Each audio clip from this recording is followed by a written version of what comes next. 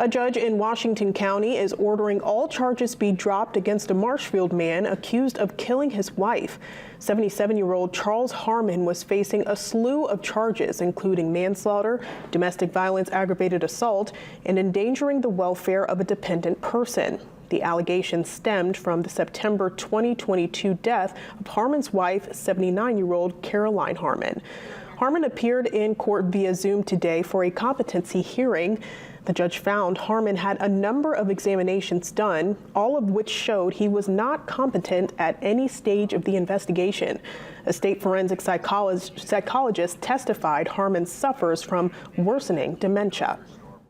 Based upon the evidence of Dr. Riley's testimony, as well as all the reports that we've identified, the court will make the finding that the defendant, Mr. Harmon, is not competent to stand trial, and there does not exist a substantial probability that he would become competent to stand trial in the foreseeable future.